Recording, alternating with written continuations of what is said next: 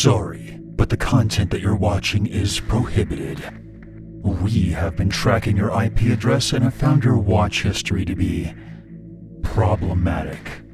But don't worry, Big Brother is here for you, and we're going to help you. So relax and enjoy our approved programming. Hey, I'm K-Station, and this is the 259 Challenge. Yeah! Tonight, we're gonna be trying to fight some ghosts, or even possibly... We're gonna do this!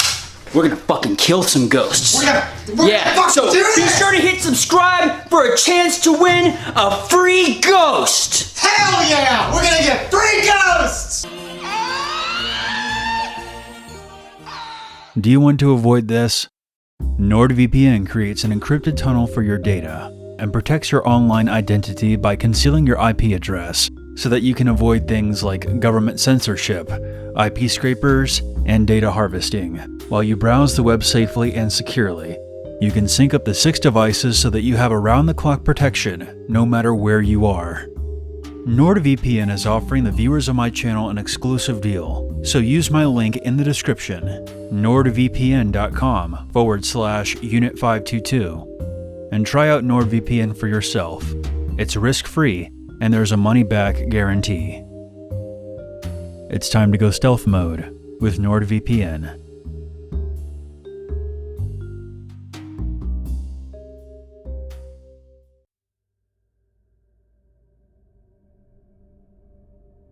This story takes place during the height of the pandemic in 2020. I had always been a little overweight and lazy, and since there was no one out on the roads, I decided to take up walking. My neighborhood wraps around itself.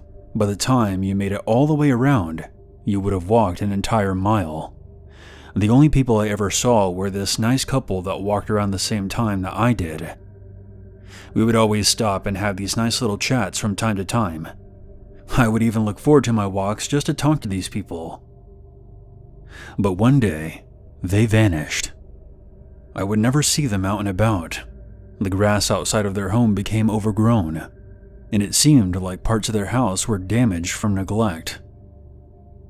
After a while, curiosity got the best of me, and I would knock on the door whenever I would pass by their house, but I would never get an answer.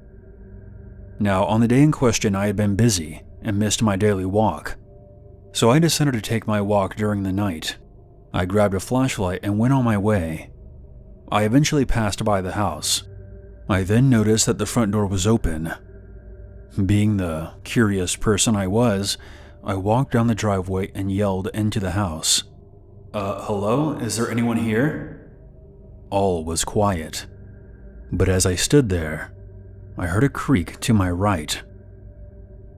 I peeked inside with my flashlight, and then my light fell upon a tall, rough-looking man just standing there, grinning at me. I was startled when I saw him. He then lunged towards me and began to chase me. As I mentioned earlier, I was overweight, so I couldn't run very fast. He would have caught up to me if it wasn't for a car passing by. The man ran back inside, and I managed to get away and call the police.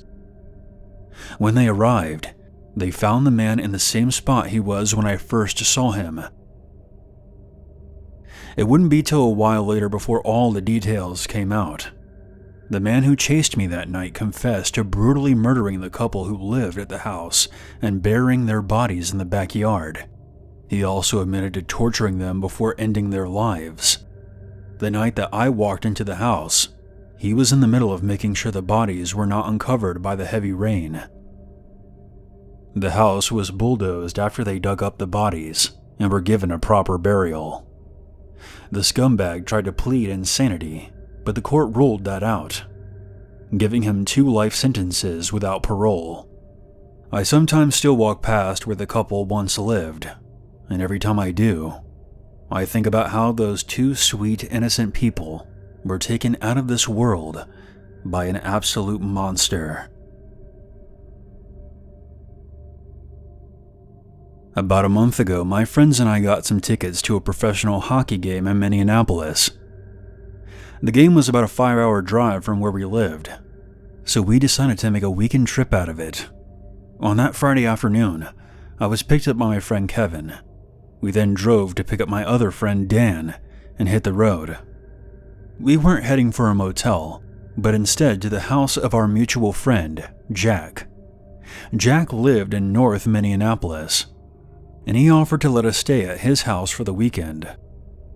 We had all grown up together and were really good friends with him, and he also had a ticket to the hockey game as well, so things were lining up. We arrived at Jack's house early in the morning, and Kevin parked the car out front. He then texted Jack to let him know that we were there. We all got out and walked over to the trunk to grab our bags. It was about this time that we heard tires screeching. We then turned to look at the intersection directly behind us. A green compact car had apparently cut off a dark-colored SUV as the driver was proceeding through the intersection. Both vehicles came to a stop, and the two male drivers had rolled down their windows and began yelling at each other. Not wanting to get involved, I quickly grabbed my bag and walked up the path towards Jack's house, with Dan close behind me. Jack lived in a sort of retrofitted duplex where he rented out the ground floor and someone else lived on the second. Jack had moved to the city fairly recently, and we had never visited him until now, so when we entered the walk-in porch, Dan and I weren't sure which door was his. As we stood there, I pulled out my phone to call Jack and asked him to let us in. Meanwhile, Kevin was still in the back of his car rearranging some bags and trying to fix a panel that had popped off during the drive. The two drivers were still yelling at each other, and at this point, they had both exited their vehicles. I didn't have a great view of the situation from the porch, but I could still hear them yelling at each other. To make matters worse, Jack's house was right on the corner, so we were only about 20 yards away from where this was going down. It was way too close for comfort. All of a sudden, we heard a loud pop. Dan and I froze, and I saw Kevin stand up from the back of his car and look around. I immediately thought it might have been a gunshot, but I wasn't 100% sure. I turned to Dan, and from the look on his face, I saw that he also thought it was a gunshot. Oh shit, okay, let's get the hell inside, now, Dan said to me nervously. I unfroze and quickly called Jack, who said that he was on his way to open the door. The two cars peeled off, and Kevin joined us on the porch. We all came to the conclusion that a gunshot went off, and that one of the two drivers had fired it during their confrontation. We didn't know who fired the shot or which direction the bullet went. However, Kevin said that he didn't hear any bullets whizzing past him. Jack led us into the house, commenting that he heard a shot go off too, and swearing that nothing like that had ever happened since he moved in. We talked about it for a bit, but no one was hurt, and the drivers were gone now, so we shook it off. Aside from that, we had a great weekend of eating, exploring, and getting drunk at a nail-biter of a hockey game. It was loads of fun, and Jack offered to drive us everywhere since he knew the area. When we were ready to head home that Sunday afternoon, we piled back into Kevin's car.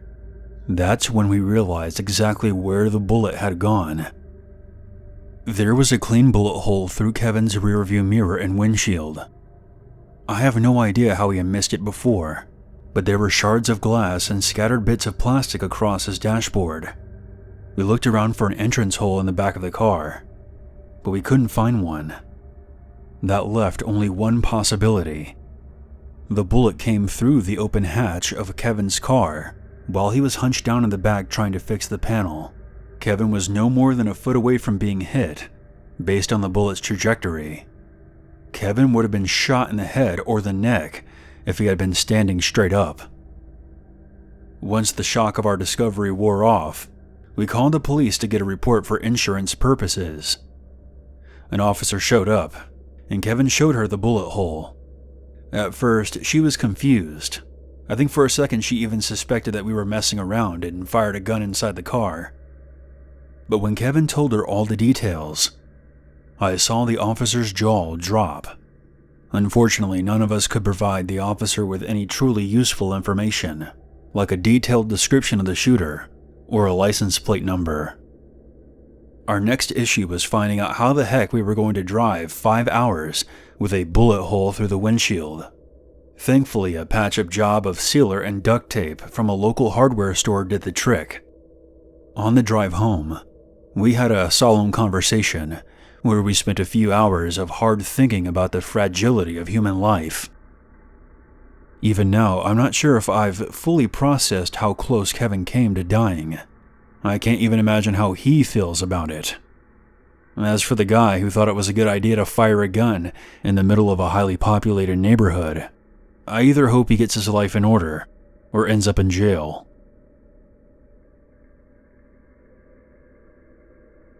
I work nights. I finish my shift around 4:45 a.m. I live in one of the 5 boroughs of New York. My neighborhood is relatively safe, and I've never had any issues until this incident. I was on a service road about a block away from my house. I pulled over to the left side of the street to fix something that had fallen while I was driving. I should have done this when I got home. When I looked into my rearview mirror, I saw a car that was uncomfortably close behind me. It hadn't been there when I first pulled over. I quickly put my car in drive and made a right, and the car followed. So I turned onto my street. I figured that I wouldn't go home right away in case I was being followed. I proceeded down another block at a slow pace, watching my rearview mirror the entire time. The car is still behind me. I made a right at the next stop sign, still driving slowly, and the car behind me does the same. I then made a sudden right turn down another block, increasing my speed. I look into my mirror again to see a pair of headlights. The chase was on. I made so many lefts and rights to get away from this pursuing vehicle, but the driver was stuck to me like glue. I then hit the SOS button on my SUV, which connects me to 911. I proceeded to tell the operator that I was being chased, and that I was running through traffic lights so that the police would figure out my location. The operator confirmed that they were tracking my vehicle, and they knew exactly where I was. At this point, I was going about 80 on a 35. I turn into the left lane, and the tailgater ends up right next to me in the opposite lane. I then made a daring move. I slammed on my brakes so the car could get ahead of me. I then get behind them. I could only imagine this enraged the tailgater, because a second later, they slammed on their brakes, and I almost rear-ended them, but thanks to my lightning-fast reflexes, I managed to avoid that, and my car came to a sudden stop. I screamed into the phone, reading out the license plate number, and then decided to drive to the police station, which was a few blocks down from us. I did not stop at any of the traffic lights as I flew down the road. The car continued to follow me all the way to the precinct. During all of this, I was still talking to the operator, who was relaying the information to the police. I was blaring on my horn as I pulled up, and the cops came running outside to me. The tailgater then made a U-turn and vanished into the night. After giving my statement to the police, they had a squad car follow me back home. They also patrolled the area for the rest of the night. I'm pretty sure the police know who it is, but unfortunately they haven't tracked him down yet. My name is Austyn. I'm a 26-year-old male, and this story took place about a month ago. This occurred on a trip my fiancé and I were on. We had just moved down to Florida for a chance at better opportunities for myself from where I was living previously. However, my fiancé had to sacrifice a lot for this transition. So to help ease the stress, we decided to go on a weekend trip to Universal Orlando Resort and just have fun together. Now, we planned out everything ahead of time, and with the tickets being so much money, we opted to go for a cheaper hotel to bring the price down a bit, which was a huge mistake. We arrived at the hotel the day before we were supposed to visit the resort, and we immediately could see why it was so cheap. The sign said Quality Inn, but from the looks of it, it was previously a run-down hotel that the company had bought and slapped their name on it. The room was nothing special, and as soon as I sat on the bed, the frame broke. First clue as to just how bad this place was. We didn't spend too much time in the room as we planned to go to a movie that night, so we quickly dropped off our bags and left. By the time we got back, it was around 11 p.m. I was really tired, and I had a migraine. I quickly changed for bed and laid down, hoping I could just fall asleep, even though my head was throbbing. My fiancée did the same shortly after, and before long, we both drifted off. Before I continue, I'll explain the layout of the room briefly. As soon as you walk in, to the right are 2 beds, with a night table in between them, and to the left was a table and dresser where the TV sat. If you kept going straight, you would walk to the sink and bathroom area. It was a typical hotel room layout. My fiancée always needs to face the door when she sleeps, as it makes her feel more at ease. She was pressed against my chest, so it woke me the moment I felt her suddenly jolt up. She immediately tapped my shoulder before she whispered to me, "I hear someone at the door. I think they're trying to open it." I didn't hear anything, but the sound of her voice made me believe she wasn't making it up. We sat there listening for what felt like forever, but was probably only 10 seconds, before I heard something. It was the sound of someone trying to open the door with a key card. Before I even had a chance to speak, the door suddenly opened. However, my fiancée was smart and had put the door latch on before we went to bed. Through the crack in the door, I could see an eye looking right at us. I immediately jumped up from the bed and yelled, "Wrong room, buddy." The man then mumbled something unintelligible. Whoever it was, they seemed to be severely intoxicated, speaking in a language I couldn't understand. But what he did next didn't need words to explain it. He then tried to push the door open with his hands. I yelled at him again, but this time with more force, trying to scare him away. I'm not the most imposing guy. I am pretty well built for my height and size. So I thought, if anything, I could at least sound intimidating enough to scare him away. I was wrong. After I shouted at the man, he stopped pushing on the door for a brief moment before slamming his shoulder into it, trying to break it down. My fiancée let out a scream and yelled for me to stop the man from coming in. From what I could see through the door's crack, he was a hefty guy. He had to be at least 6'1", over 250 pounds. So there was no way I was going to be able to stop him by strength alone. I grabbed the car keys off the table and held them in my hand, with the keys between my fingers. I decided that if this man came into our room, I was going to swing until I couldn't anymore. I ran to the door and flung my body against it, throwing the man back just enough for the door to shut again. He immediately ran back to the door and threw his way into it, while screaming words that I couldn't understand. Next to the door was a window, where I finally caught a glimpse of the man, and it confirmed my predictions of his size compared to mine. I also saw a woman, who I could only assume was his wife, along with 2 kids by her side. I couldn't believe this guy was acting this way in front of his family. I was snapped back to reality by my fiancée screaming that she was going to call the cops, and suddenly the man stopped, and I could see him ushering the woman and kids away into an SUV. Moments later, they were gone. I don't know where they went, but I told my fiancée to call the front desk anyways, to let them know what happened.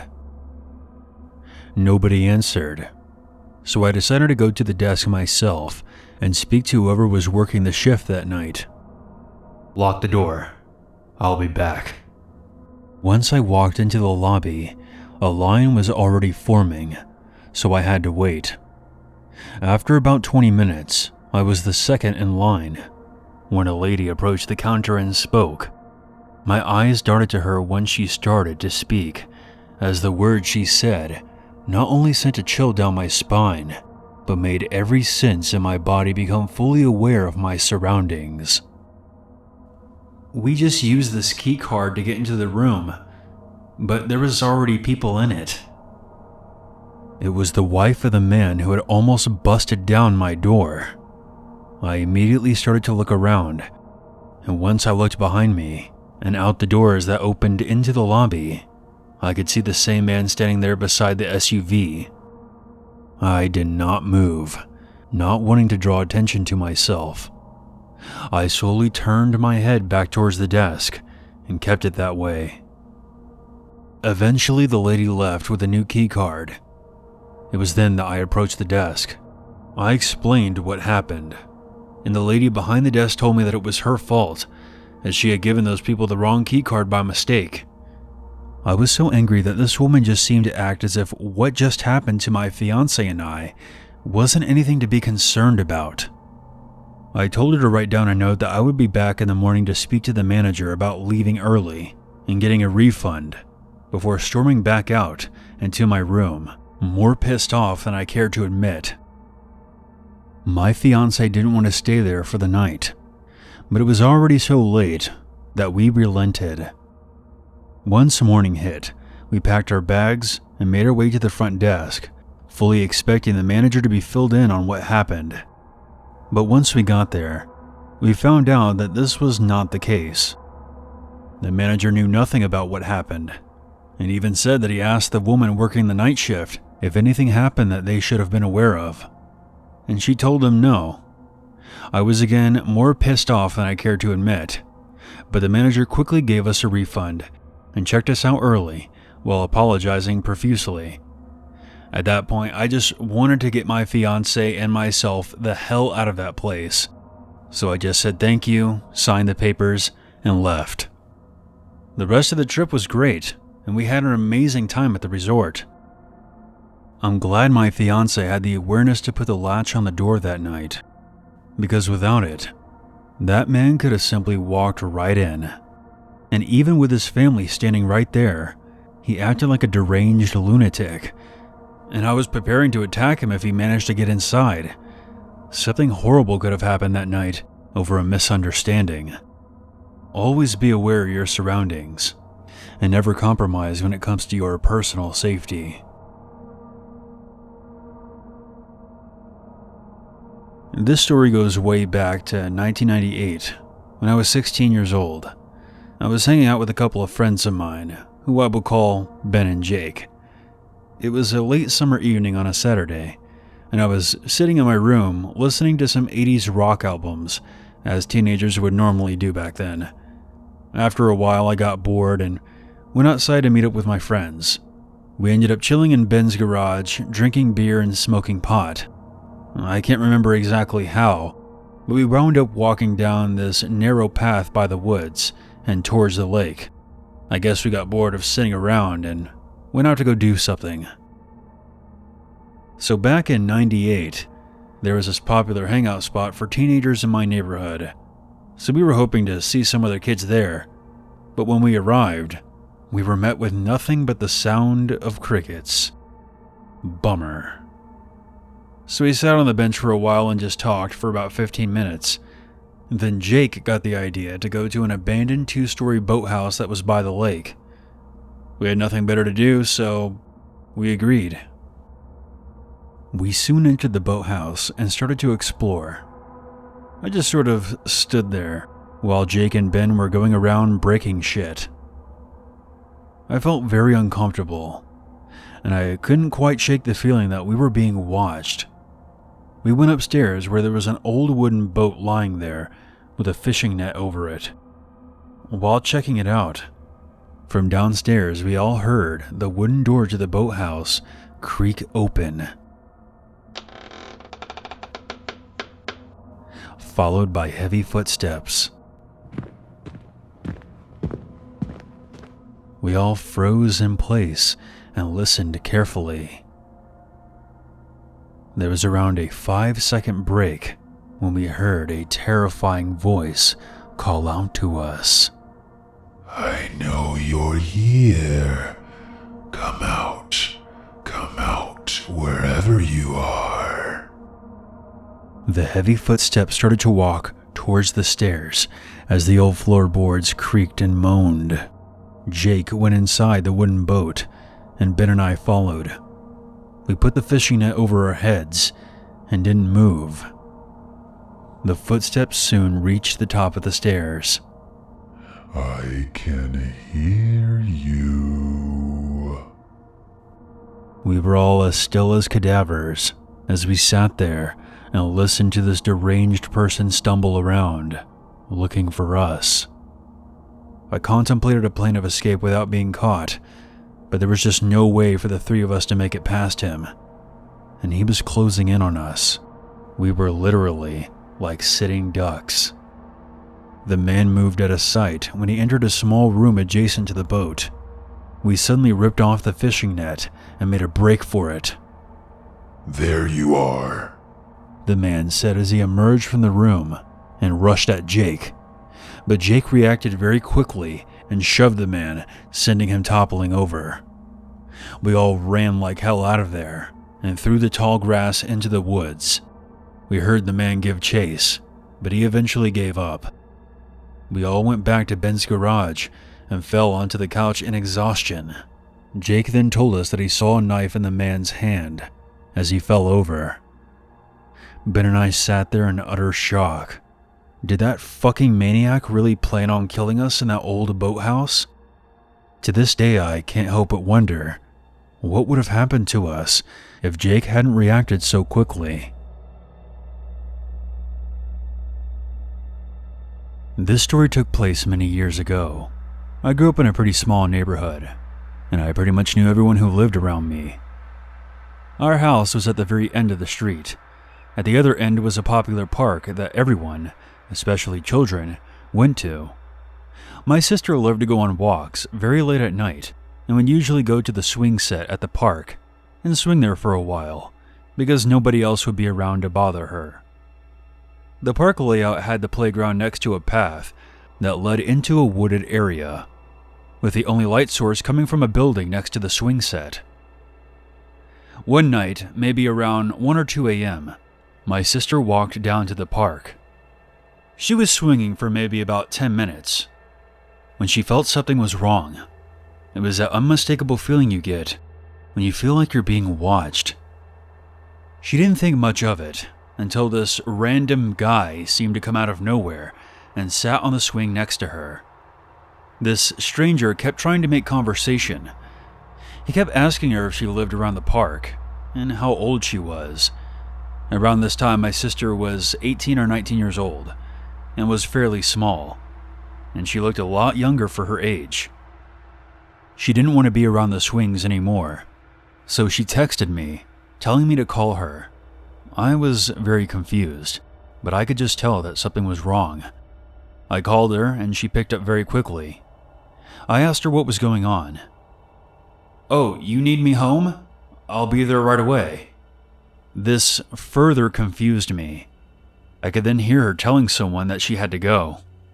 As soon as she walked far enough away, she explained everything to me. She walked up the concrete steps that led into the parking lot, and before she crossed the street, she looked back, and to her absolute horror, she noticed 3 other figures had emerged out of the woods. Each seemed to be carrying some sort of weapon.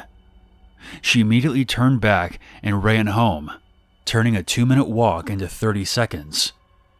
She slammed the door shut and locked it immediately as soon as she got back. My sister doesn't scare easy, but this was one of the only times I had ever seen her truly frightened. I don't like thinking about what would have happened if she didn't leave that situation when she did. She was mere seconds away from being ambushed. After that night, she no longer went on her late walks to the park, and now always carries a pocket knife for her protection. So I used to live in a little town in north central Florida, on 3.5 acres of wooded land, with very high canopies. So high, in fact, the moonlight wouldn't shine through, so the property was always very dark at night. Abnormally dark. Before I bought the place, the property's previous owner had shared a piece of morbid history with me. There had once been a trailer out front where an old lady used to live. I guess she owned the land originally. One evening she was pressure canning when the cooker that she was using suffered a catastrophic explosion that severely injured the lady. Apparently she laid there for quite a while before she died. You could still see the foundation where the trailer was parked. After moving in, I've had some bad run-ins with the neighbors. I couldn't quite put my finger on it, but I've always felt a negative energy there in general. At the front of the property, opposite where the old trailer used to be, there was a long driveway that led up to a workshop. It was about 2,000 square feet or so, with 2 roll-up metal bay doors on its west side and a regular door facing the south, towards the house. The workshop had very high fluorescent lights and was outlined with shelves and cabinets, with a rectangular wood bracket for a television. There was also shelving high up in the corners where you could mount speakers. I spent a lot of time in there alone. The isolation always creeped me out a bit, but this was my workshop. This is where I got things done. The property's previous owner, the guy who told me about the old lady, used to work on motorcycles in there, so it was already set up as a mechanical repair shop. The building was roughly 10 meters or so from the house. It was around July of 2012. I was working in the shop. The doors were closed because it had been a rainy month, and I was trying to keep my tools from rusting, unsuccessfully, mind you. I was in the middle of cleaning this antique revolver. I had probably been in there for about an hour when suddenly, lightning struck close by. It startled me. I waited for about 5 minutes to see if it would pass. A little joke about Florida: if you don't like the weather, wait 5 minutes or drive 5 miles. So as I was wrapping things up, lightning hits the shop directly, coming through the front and striking the concrete base. Bits of concrete and sand bounced off the side of my neck as I cringed. The lights went out, plunging the shop into complete darkness. I ran towards the door on the south end, which faced the house. I remember kicking it open with the revolver in my hand, as if I was going to take on the storm that would be standing there, represented as a violent and dangerous intruder wearing a trench coat. The true ruthlessness of the storm was now vividly displayed in front of me. The mist from the almost 3 inches of rain was rushing past me into the darkness of the now powerless workshop. I stood there frozen for a few minutes, wondering if I should run the 100 or so meters to the house. Another strike landed nearby, and I was out of there. Running through the rainfall with a revolver in my right hand, I immediately began to slosh into the knee-high water rapids that I hadn't noticed before. Water was rushing towards the front of the property, right past the shop, like an angry, overflowing creek. My pace was slowed by the floodwaters now crashing constantly against my legs. I thought to myself, in a period of time that I can only describe as microseconds, I'm holding a piece of iron, and I'm in knee-high water. As that thought passes through my mind, I get within 30 feet of the sliding glass doors of my house. Safety was within my grasp. I stepped out of the rushing water and onto the small concrete slab, which was a few inches elevated, as it had once been the foundation for the aforementioned trailer. Before I could even tell my brain to slow my body down, I slid into the accumulated 4 inches of water that was gathered in my yard. The clean revolver was now submerged in about 8 inches of black mud. The decline brought me straight to the doors. I was now completely soaked, covered in muddy water. Without hesitation, I rolled to my side, bringing my legs off the ground and onto the landing. I opened the sliding glass doors with my left hand and practically rolled onto the tiled kitchen floor. Not a moment later, lightning strikes again, hitting a pine tree not 6 feet from the doors. I was blinded by a white flash. A loud crash followed, which shook the entire house. I rose to my feet and slammed the muddy revolver onto the countertop, then ran towards the staircase, which ran up the wall and led up to an upstairs loft. As a side note, I would never just leave my firearm on the counter in my kitchen, but my kids were at school at the time and my wife was at work. Considering the circumstances, I made my choice. Under the staircase was a large desk, where the family computer used to be. I decided to take refuge there until the storm passed. Within seconds, lightning hits the house. Another blinding flash enveloped my eyesight. My arms and legs seized up and locked straight down. I contorted into the shape of a human sausage link. The desk was only a few feet from the kitchen. The lightning had traveled through the exhaust pipe of our wood stove and struck the floor tiles, causing them to explode. At that moment, I became convinced of something, which I'll get into later. After diving under the desk, I quickly began to remove everything metallic I had on me.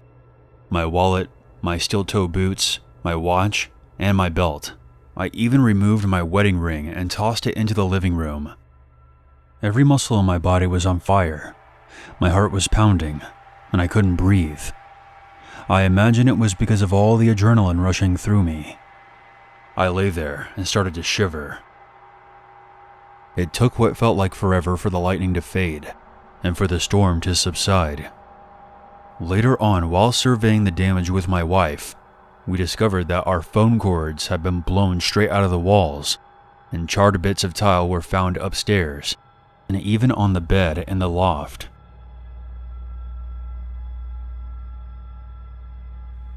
Now, before I wrap up this story, I'll share another experience that sort of foreshadowed what happened to me that day. It was about 10 years prior. I picked up this hitchhiker walking down the side of the road one day on my way home from work. I don't recommend picking up hitchhikers, by the way. But this guy had a severe limp, and he looked like he was in a lot of pain. It was very difficult for him to stand on one of his legs. It was like he couldn't bend his knees at all. As he got into the van, he started talking to me, almost shouting. He informed me that his hearing was impaired, and he appreciated me for being a good Samaritan and picking him up. Apparently his truck had run out of gas, and he asked me to drop him off at the nearest gas station. No big deal. Somehow the conversation got on to why he was deaf. He told me that he had been struck by lightning one day when he was coming home from work. He lived in an apartment complex that had a 2-level parking garage. He was on the 2nd level when lightning came through the concrete roof and straight down his left leg. As a result, he lost his hearing. His left knee was severely damaged, and several of his vertebrae were now fused together, which is why he was walking the way he was. After I dropped him off, I never thought about this guy again for many years. But after my own close call with lightning, I remembered something that he said before he exited my van. Lightning always chooses who it hits. It seeks people out, and sometimes it even gets people more than once.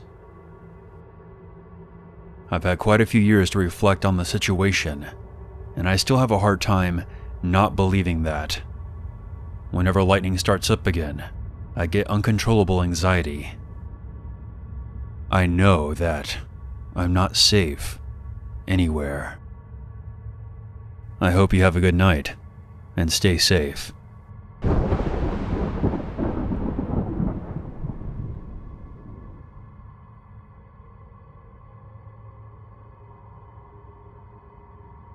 This happened to me when I was in 5th grade.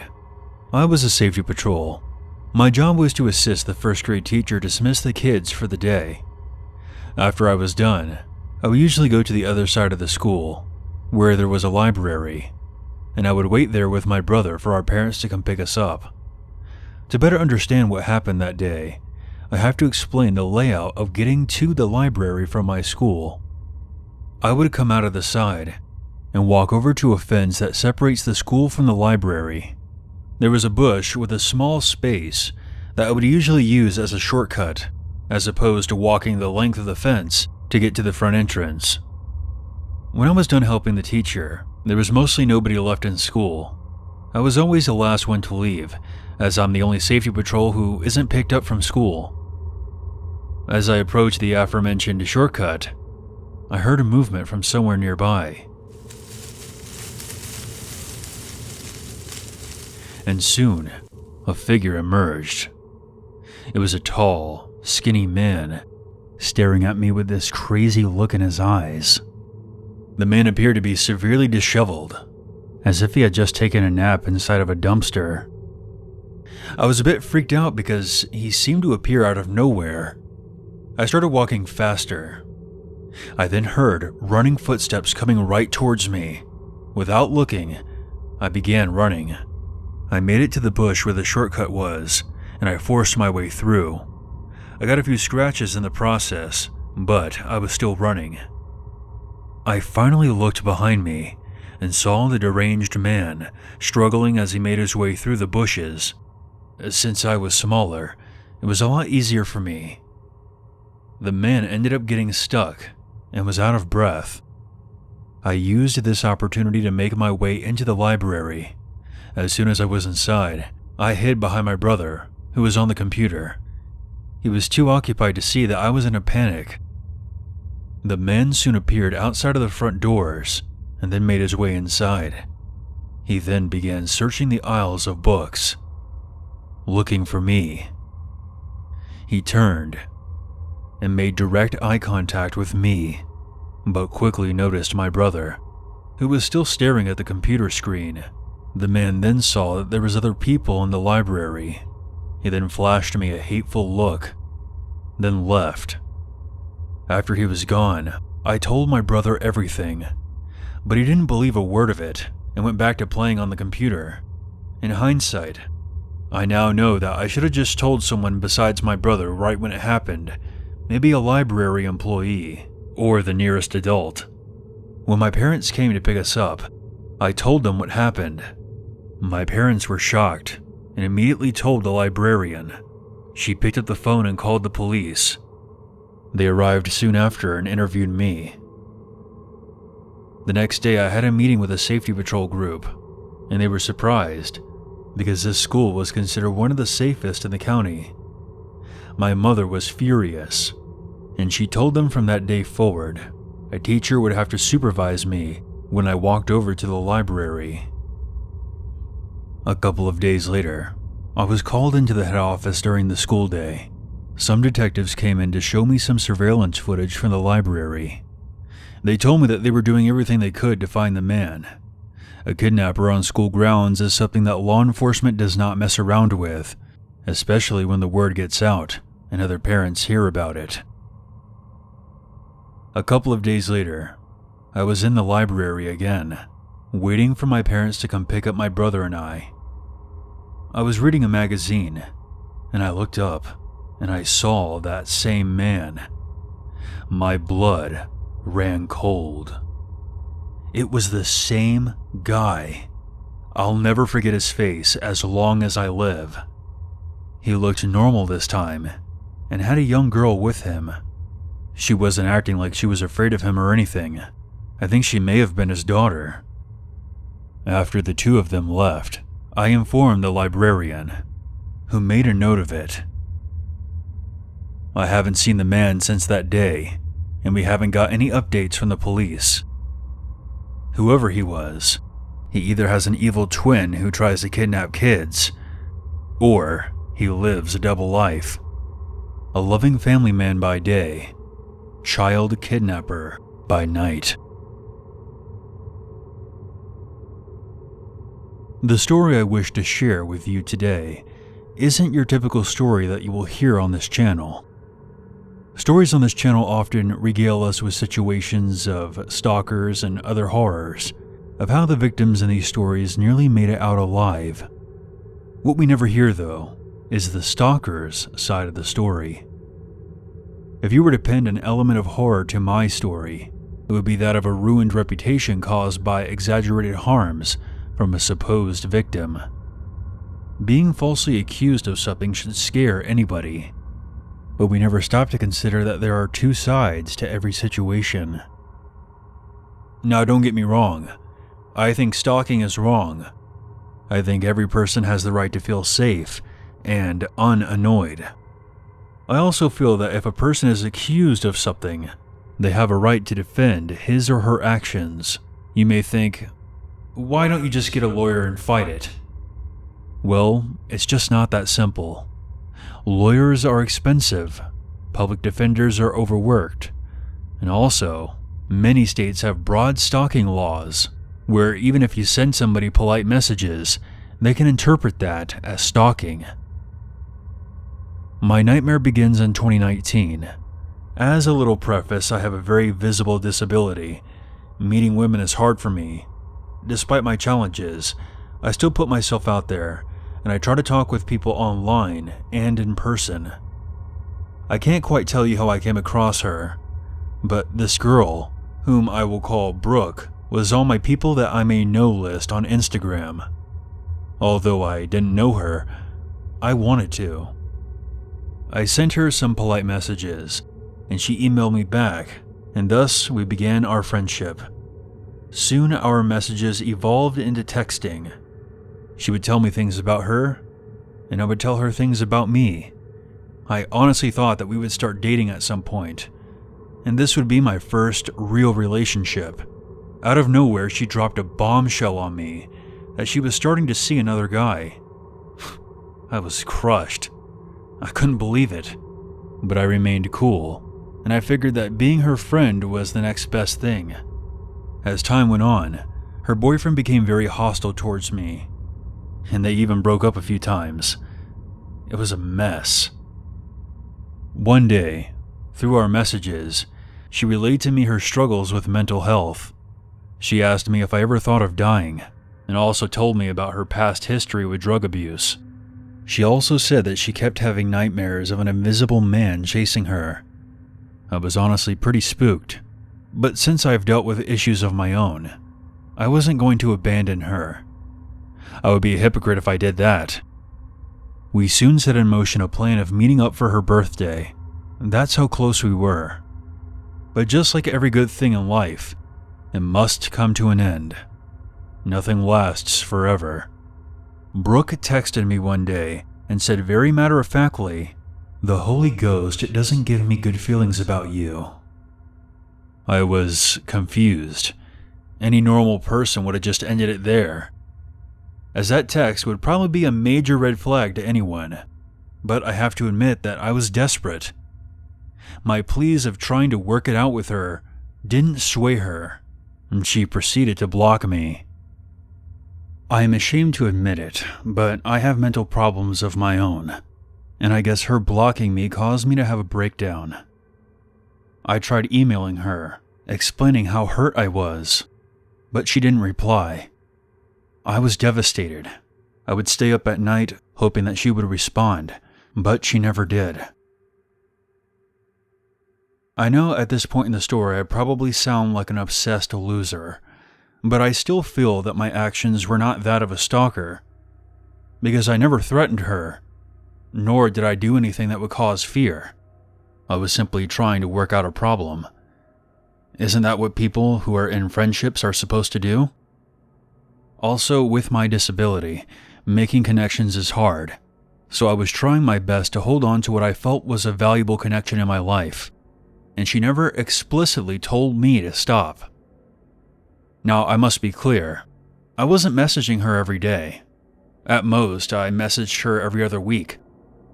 Suddenly, after 3 months, Brooke finally said something. Instead of telling me what happened or what was wrong, she flatly said to stop. I was so confused. All I wanted was an explanation. I wanted to know where things went wrong. After a few polite messages of questioning her, trying to uncover some answers, I finally got the hint, and I left her alone. I sat by myself and pondered the future. It was time for me to move on. I had gotten the response I wanted, and she told me to stop, and I had to respect that. Unfortunately, that's not how things played out. Before I knew it, I had officers at my doorstep serving me with a criminal summons for the misdemeanor of stalking. I was absolutely floored. Sending messages, trying to work something out, is now cyber stalking? I couldn't believe it. I immediately got an attorney and scoured through all of my email communications to her and gave them to my lawyer. He looked over the evidence and couldn't believe that I was being charged with stalking. In the months that followed, hearings were held over Zoom. Brooke gave a brief testimony and twisted the events of what actually happened. I tried sharing my version of events, but the judge simply would not listen. Every day felt like a haze. I had never been in trouble in my life before. Trolls that harassed me online began to spread the rumor that I was a stalker. They would send me emails and taunt me for my current predicament. I was the one being harassed. Slowly, my confidence died. I didn't know if I would ever be able to talk to anyone again, if I would even say hi to another girl. Would she turn around and lie and say that I was stalking her too? The prosecutor briefly considered dropping the charge, but was informed that I partake in vices that are legal in another state, and that changed his mind. He claimed that partaking in that recreation, even if it was legal, gave him an insight into my character. This nightmare just kept getting worse and worse. Now my personal life was being used against me. What was he going to do next? Use my eating habits against me too? As the situation spiraled out of control, I had to make a hard choice, and I ended up pleading guilty to the misdemeanor charge. People automatically think that if someone pleads guilty, then they really must be. I think people who have that perspective have never actually been in a situation like I was. When you're up against the state, it's really hard to do anything other than plead guilty. They essentially have you in a chokehold and place your feet against the fire. I felt dirty pleading guilty because I knew I was innocent, but I felt that it was the only way that I would ever be able to move on with my life. 2 years have passed since this incident. I know that throughout the story it may seem like I was deflecting blame. I 100% admit that I was annoying at most, but I disagree that my actions were criminal though. Just imagine if we charged every single person on Facebook who messaged another person multiple times or did other annoying conduct. Our jails would be overbooked, more so than they already are now. I'm not going to share where this took place, but I will say that it took place in a city whose population is about 100,000. They have a large roster of people being charged. I think they do this on purpose and make it a game of ruining people's lives because the police and city attorneys have quotas they have to meet. As I said at the beginning, this wasn't your typical story. This story is scary in another way. Any one of us could be charged at any moment, and our lives turned upside down, and our reputations ruined forever, all based on lies. Never once did a police officer or city official reach out to me and ask for my side of the story. They decided just to charge me because they didn't like me. It's absolutely frightening to think about how many people are in prison for alleged crimes based on exaggerated claims. Next time you hear a story of someone being accused of something, I strongly advise you to stop and perhaps consider their side of the story as well, before you start judging them.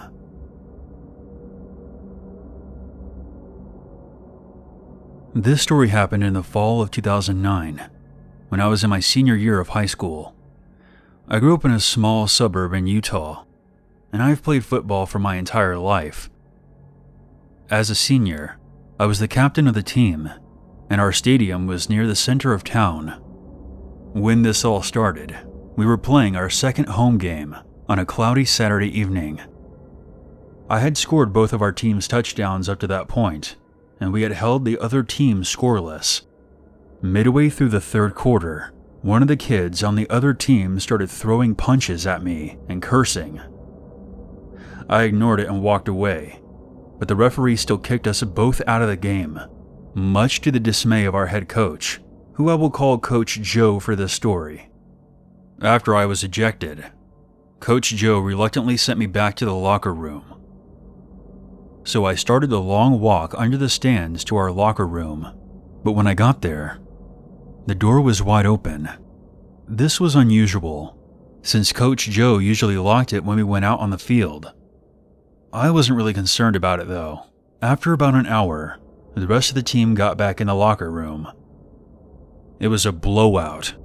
We won 27-6. We celebrated for a while, then everyone left except for me and two of the other captains, Ryan and Mason. Coach Joe called me into his office to tell me that he thought my ejection was a bad call. He was proud of me for walking away from the kid. After he finished, I asked him if he locked the door after halftime and explained to him that it was open when I got back. He was confused, but we both kinda blew it off. Fast forward to Wednesday. All week, there had been an increased police presence and search helicopters everywhere 24/7 because a young girl from the town next to ours had been missing since Saturday night. Before practice that day, there was a putrid stench in the locker room. It was the same thing the day after as well. We all figured that it was just our sweaty clothes making the smell. That's almost always the reason that locker rooms smell bad in general. After our Friday night game, Coach Joe told us to take home all of our stuff and wash it, and that he was having someone come to the stadium to fumigate the locker room, as he did once a month. So we took everything home, but the smell was still there when we went to practice the next morning. We were able to put up with it for a bit, but eventually, it got to be too much, and every inch of the locker room smelled like a sewer. It was so bad, about 10 of my teammates had gotten sick from it, along with 3 of the assistant coaches. That week, we had another home game. We were in what was usually our guest locker room, which smelled like perfume in comparison, while our opponents were behind the snack shack. We ended up losing this game, 17-3. Coach Joe told us that we were off for the weekend, but that he wanted me, Ryan, and Mason to help him find the smell in the locker room. So we met him there around 5 in the afternoon and started looking. We looked around for about an hour, and we couldn't find the source of the horrid smell. There was nowhere left to look, except for in the ceiling. We didn't think it could be there, but Coach Joe had me check anyways as a last-ditch effort. Mason grabbed a ladder from the team closet, and I climbed up. I moved one of the tiles out of the way and stuck my head in. After shining a flashlight around for a bit, I saw a small black bag within arm's reach. It was then that I remembered the whole thing about the missing girl. How she went missing the same day that the locker room door was left open, and everything came together. I was already starting to feel pretty sick. I was more nauseous than I thought was even possible. "What is it?" Coach Joe asked.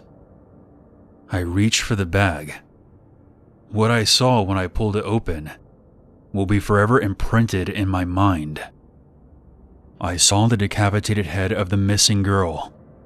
Her hair was mangled. Her skin was black and red. Her eyes were sunken into her sockets. Ryan fainted, and Coach Joe threw up right there in front of us. I dropped the bag and ran.